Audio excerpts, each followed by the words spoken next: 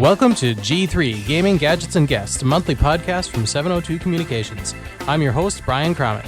On today's show, we'll give you an update on Chuck and Iron Boots and their quest for a new space. We'll also talk with Sara Schultz from the MSUM's Planetarium about a new gaming initiative there. And for my gadget segment, how about that Apple Watch? Like a good Apple fanboy, I went out to get one, and a fellow fanboy, Bill Lempe, will be here to talk with me about it. So if you recall, last time we were talking with Chuck from Iron Boots, and they were talking about how their normal gaming meetup had been held at West Acres in the basement, but they were doing some remodeling and stuff, and we're looking for a new space. And I'm happy to announce today that 702 Communications has sponsored their next meetup. It's actually going to be this coming Saturday, June 20th, at the Holiday Inn. It'll be there at going from noon to pretty much all day. So again, Iron Boots gaming tournament this Saturday, 6:20 at the Holiday Inn at 12 o'clock. Go check it out. I know Chuck and the Iron Boots guys would love to see you there. So let's get right in then to talking with Sarah Schultz. Sarah and I met at our first 702 gaming meetup a couple weeks ago.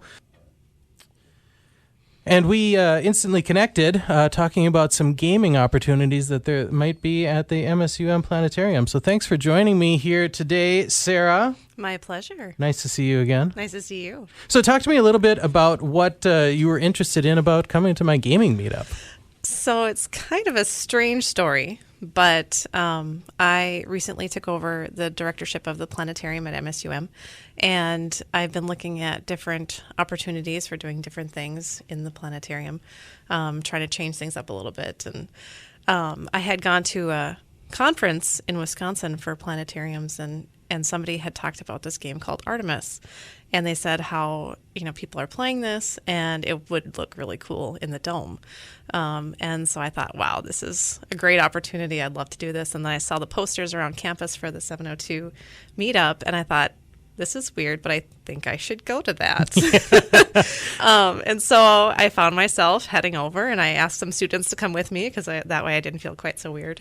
And the cool thing was too, some of these students showed up first, right? And so I'm introducing myself and asking why they're here, and they're saying we're here from the planetarium, and the director's going to be here, and she's talking about some video gaming. And I said, what would be the best game to play at the planetarium? It's Artemis. It's the Starship Simulator, and it's all cool and stuff. And then you got there, and we were totally on the same page from the moment you walked in. Yeah. So to talk to me a little bit about the game of Artemis. I mean, I know about it, but we were able to set up at the planetarium the other night and do a little trial run. So, I mean, tell everybody about Artemis and about that experience. So Artemis is a spaceship bridge simulator. So if you ever watch Star Trek or something where you've got everybody out on the bridge and you've got the captain giving the orders and stuff, you've got different people on different stations. So you've got someone running the weapons, and so you got a science officer, and somebody's actually driving the ship, so the helm.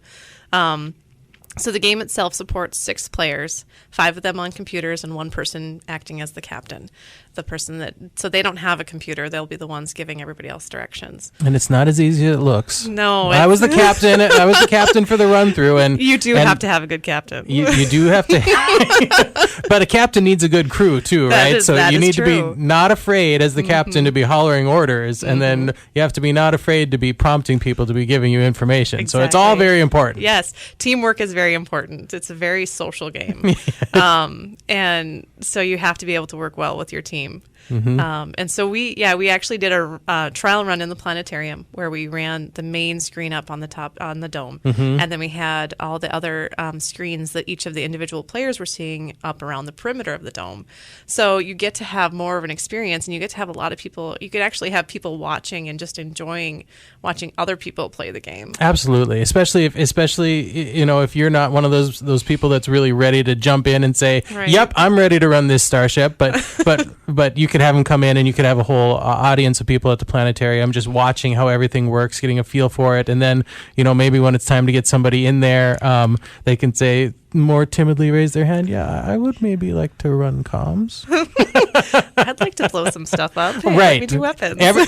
There's going to be a line for weapons. We all know that. But all the other positions are important too. Yes, so that's true. no, I really think the space is great, especially for spectators. You know, how many people does the planetarium hold? About 60. I think our fire code is about 60, but we kind of squeeze people in sometimes. It depends. No, I really do. I am really excited about the opportunity to play Artemis in the planetarium. I think that's actually going to be a lot of fun, and you get a group of people in there signed up and wanting to be your bridge, and then you get a bunch of people willing to watch, and I think that'll be a good time for everybody. Absolutely. So, you don't have any scheduled dates for that yet, but we're working on it. We're working on that. Working some kinks out, but I'm hoping before the end of the summer we're going to have some sort of a tournament or something, get people in there just to see what it's like, maybe familiarize them with the planetarium. A lot of people don't even know we have a planetarium in town.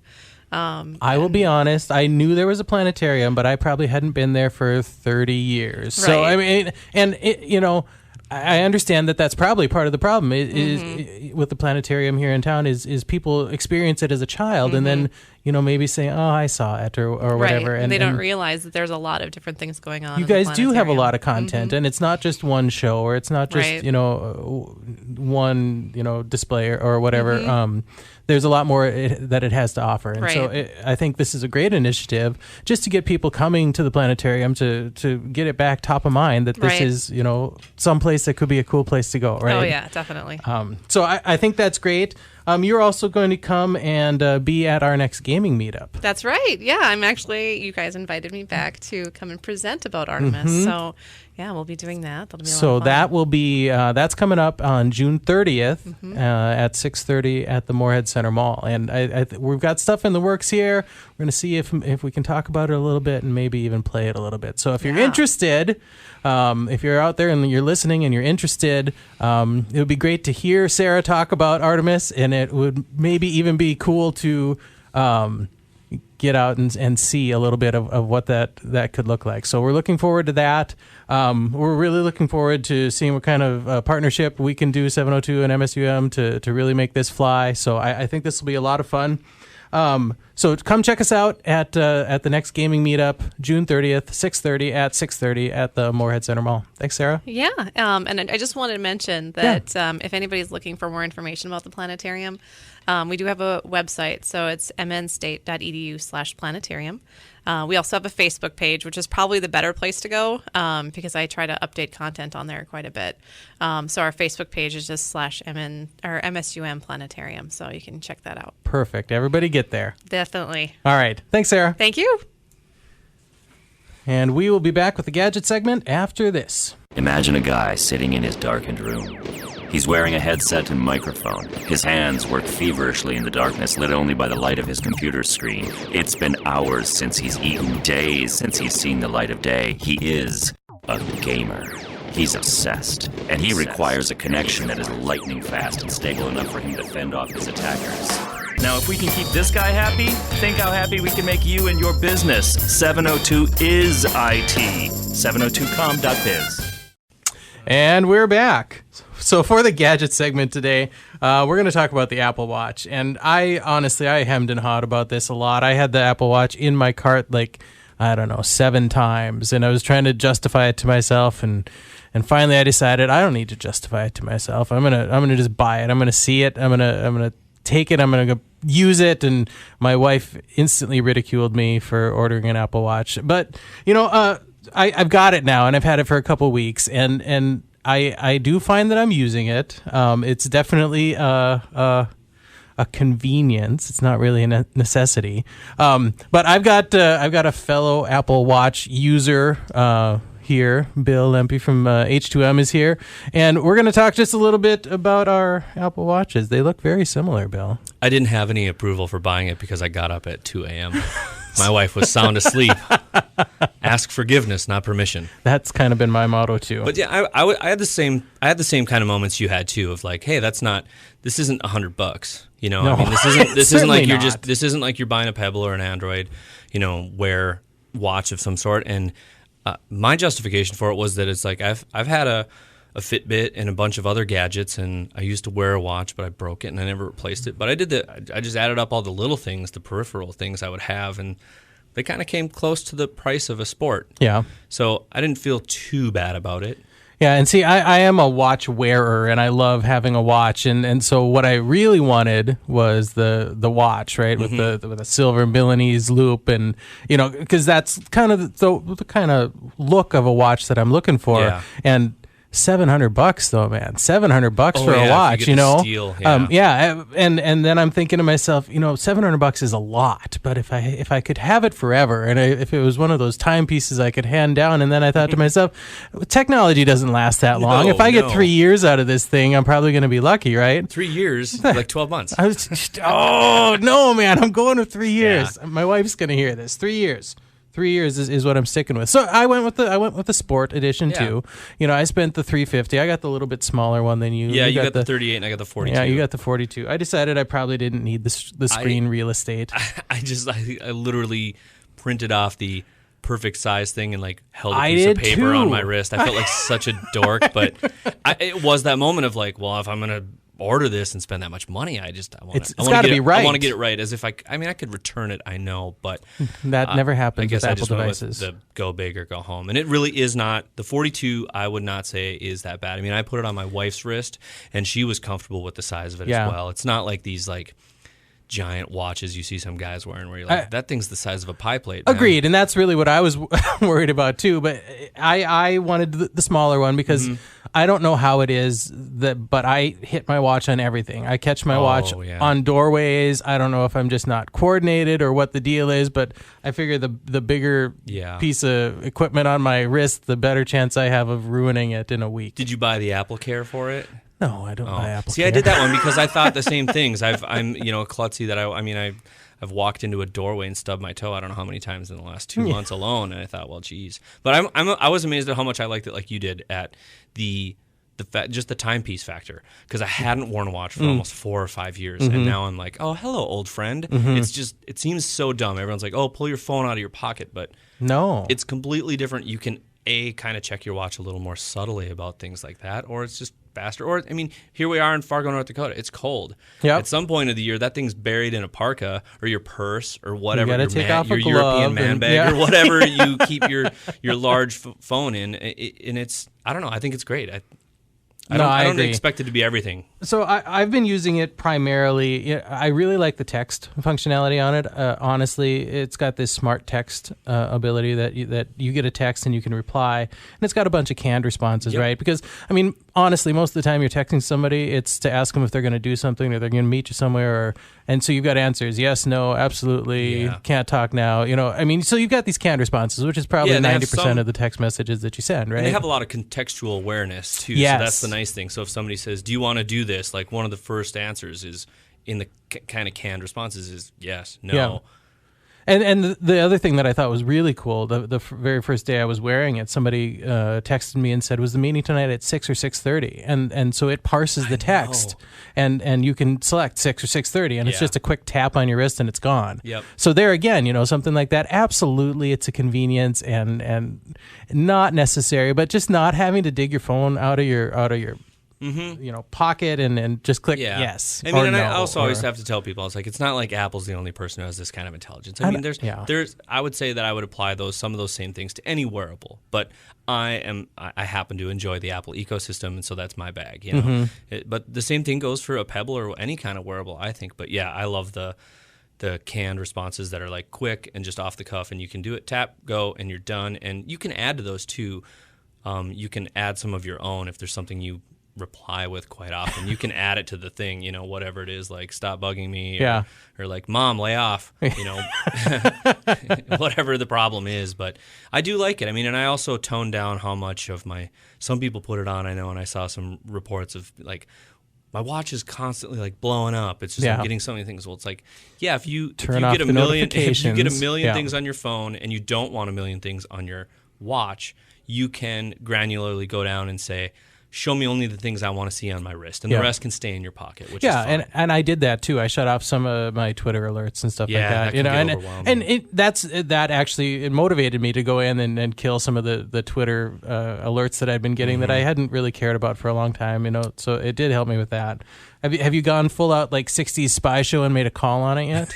It was fun. Probably the first thing I did. It was the whole, okay, who's gonna take my call right now? It's like the UPS guy showed up, and I'm like, I don't have your number. Okay, no, I called my dad and just started talking. I didn't tell him right away, and I said it was how do I sound? Yeah, and he was like, fine. Why? And I was like, I'm talking on my watch, man.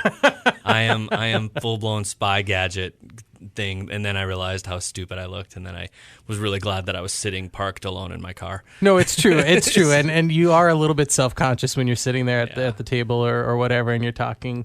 You got your phone up to your or you don't have your to have watch it as up close to your as you face. think. I know, but I was driving, and that's the other thing I liked it for. I've been driving, and distracted driving is an issue, but it was fast enough for me to just like tap answer, and I didn't even look at it. I had my hands at 10 and 2 on the wheel, and I literally just said, hey, I need to talk to you, but can I call you back in like 5 minutes? I'm going to pull over. And it was just awesome. I just did that, said what I needed to say. I pulled over, and then I called him from my actual phone like a normal human being. Yeah. So, I mean, there's a lot of cool things, that the Apple Watch does. Like I said earlier, I'm really addicted right now to having the weather just on the face of my watch. So, when I want to know what it's like outside, I just lift up and there it is. And we talked a little bit before about activity tracking. I like to bike in the morning, so I have it hooked up to Cyclometer, and it imports that data, and that's really cool. I really like that. I can control my music. It's a remote control for your iTunes and that's and like stuff cool like because that. everybody, and sometimes if you have an Apple TV, everybody knows they've lost that little silver remote. Oh yeah, for the Apple TV, and you just connect it with your watch, and blammo, that thing's like connected to your wrist. And as silly as it sounds too, just the little reminder, for all of us desk jockeys that you've been sitting for an hour now. Get off your butt. Walk around for a minute. I mean, it really is a helpful little reminder just to get you out and get you up. That's what that's probably one of my favorite things is the activity tracking. And if you're a runner, I always tell, if somebody's like a hardcore runner, I'm like, you're not going to be super happy with this. Yeah. This is not like GPS, Garmin, like kind of those hardcore runner things. But I mean, if it's I need to get up, I need to be a little more active. Seeing those 3 rings filled every day, and if you get it done, it makes you feel good. And if you don't, you kind of feel bad. But that's kind of the point. Absolutely. Right now, I feel guilty because I didn't get up and bike this morning, and we're both that looking ring at is our not watch. full, not full at all. Oh, my I don't know if I'm going to get time to get this done today or not. But I didn't get a lot of exercise on the way to get my burger at lunch, is what I'm noticing. So how long have you had yours? I don't remember. I mean, so I ordered it.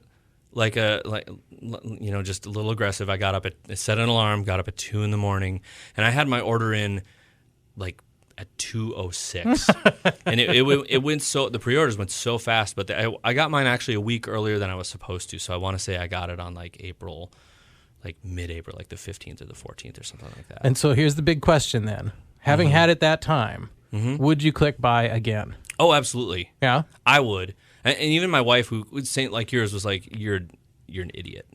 Like, really? My wife actually said that is something that's going to end up in the box of technology that you have that you bought and you decided you hated. Oh, it really? hasn't. It hasn't. It's still on my wrist. Yeah. And I would like to say that box isn't that big, really. No, my wife is actually. She put it on. I let her wear it, and I sent her some stuff. I was like, oh, I'm going to send you my heartbeat. Oh, sweet. But I think she would like it a lot too because for me.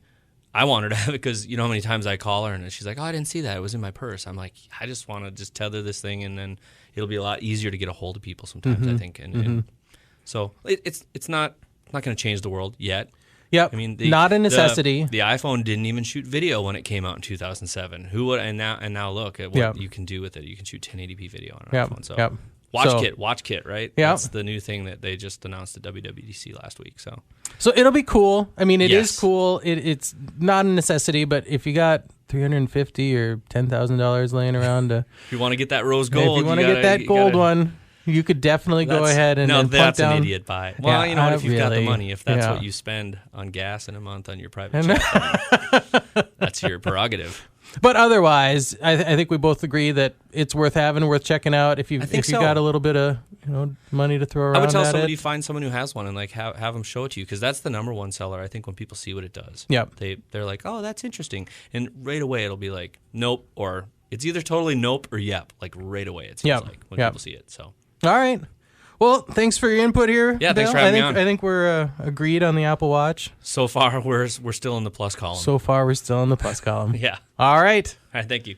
And that's it. I'd like to thank our guests again today, Sarah Schultz and Bill Lempe. And I want to remind everybody to check out the Iron Boots Gaming Meetup this Saturday, June 20th at the Holiday Inn at noon. And also for our own meetup, June 30th at 6:30 at the Morehead Center Mall. As always, you can get more information on any of these events on our Facebook page, our Twitter page, and on our Area Voices blog. Lastly, I want to give a couple shout-outs to some guys that I've been talking about, or talking to, rather, that I want to get on the show pretty soon. Jake Cole and CJ Schnazi. We're looking forward to talking to you soon and getting you on the show. And until next time, Fargo, game on.